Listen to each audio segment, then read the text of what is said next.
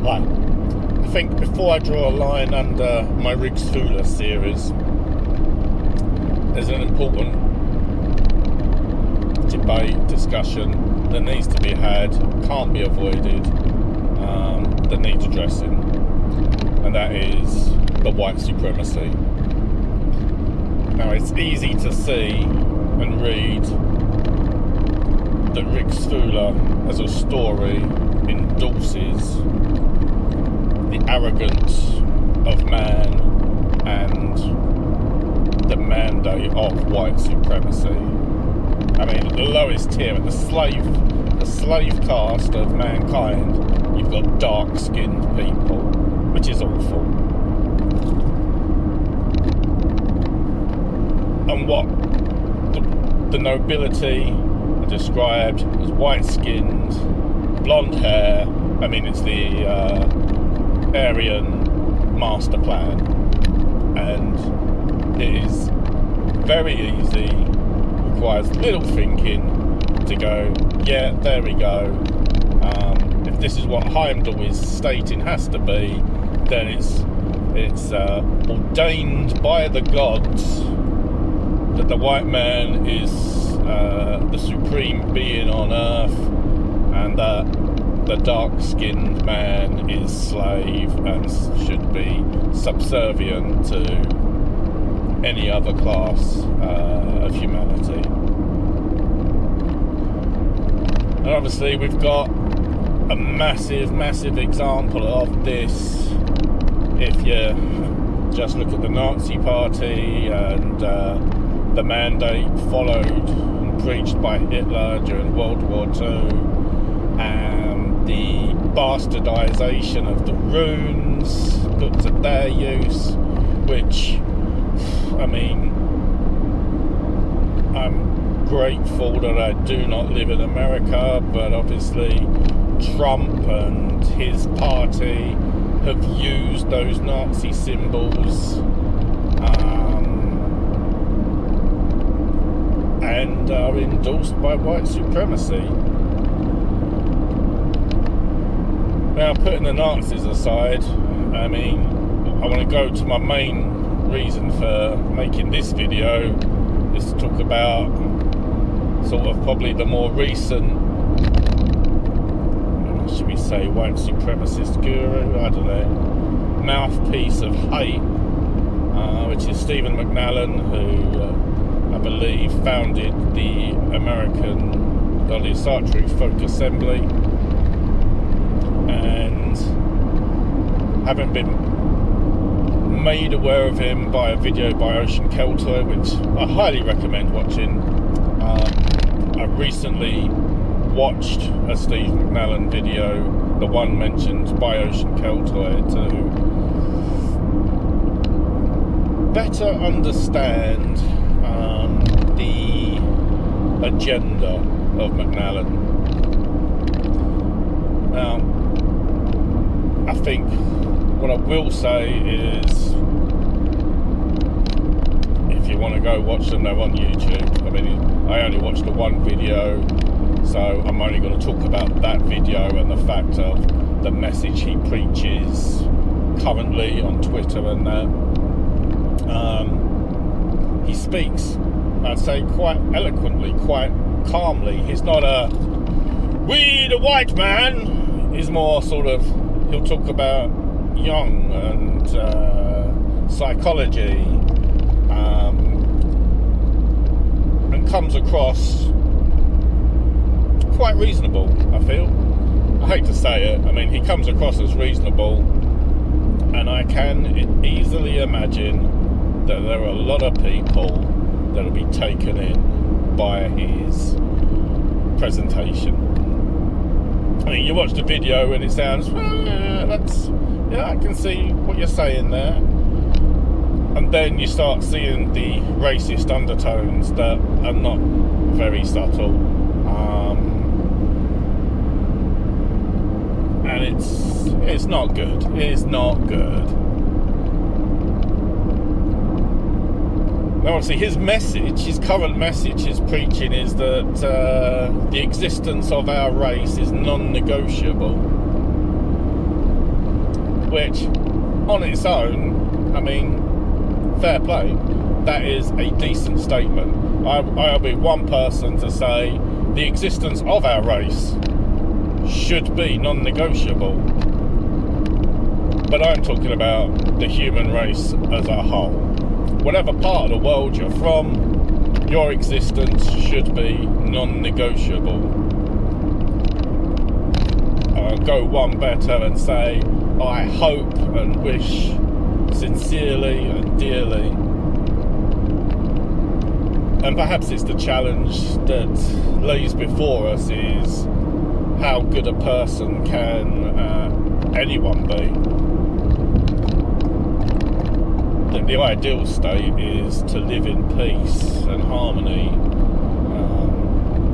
mean, I might be sounding a little bit John Lennon, but it's better than hatred, surely, and killing. I mean, I want to live in a world of peace and working together, unity, and I mean, solving things. You've only got to really consider the way the world has been united in many ways with dealing with the pandemic, and I can understand that people disbelieve some of that. It's quite scary to acknowledge what greatness we can achieve as a race when we are united. Fantastic, brilliant. And the disappointment that it takes a fucking pandemic to get everyone on the same page. But of course, McNallen's stance on the existence of our race is non-negotiable is the white European. No. The existence of our race is non-negotiable, and it is, I feel, the challenge set to us, each and every one of us, to be the best person we can be to ourselves and to our fellow humanity, and only then can we truly achieve greatness. So yeah, the racist issue, it is there. I hate it, it's awful. Rigsthula, I see it as something that is a weapon to support the white supremacy. Wrongly, even. I'm not even saying that might have been its intention. The story is incomplete,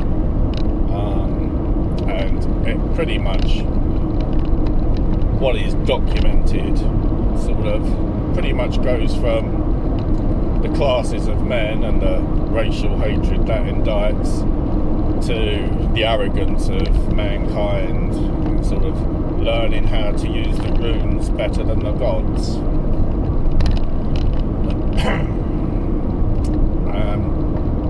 Yeah, it's not good.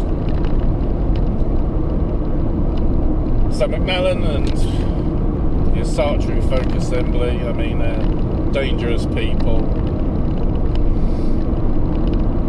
They're extremists, and it's just like any religion across the world, it's the extremists that are the danger.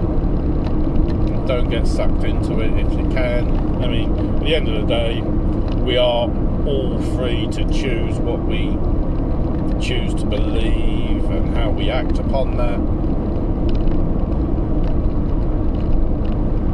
But I feel ultimately, when your time comes, you are going to have to face the judgment, not of your fellow man, it's just the mankind, humanity.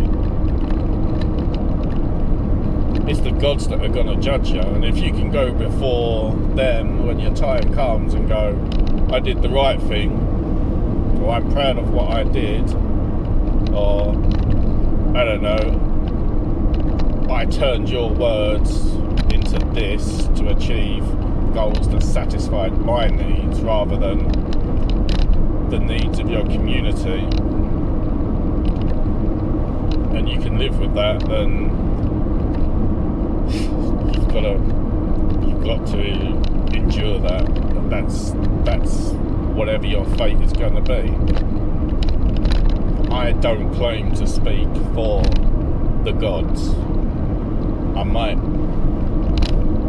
think that with my limited mortal capability, that I can understand in some ways how Odin might think, or Frigg, but I don't. I wouldn't have the arrogance to claim to know that, because the gods are something different to us. I think finally, the one thing that sort of needs to be discussed or thought about, the one thing that needs to be thought about or discussed is one of Macmillan's sort of chants is, Odin will awaken. We are calling upon you, Odin, to awaken. We need you, Odin. Where are you? I mean, have you not once thought maybe he's not listening to you? And if that's the case, maybe there's something wrong with the message you're spreading.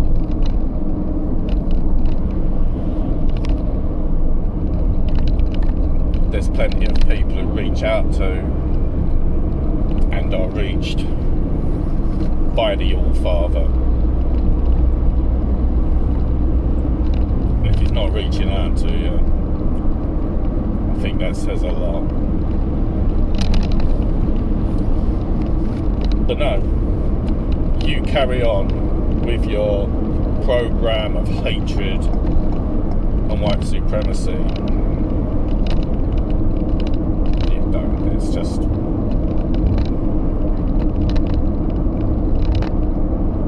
there's a shield wall against that. And slowly, surely you are going to fade and become of no consequence, and will be the stronger for it, because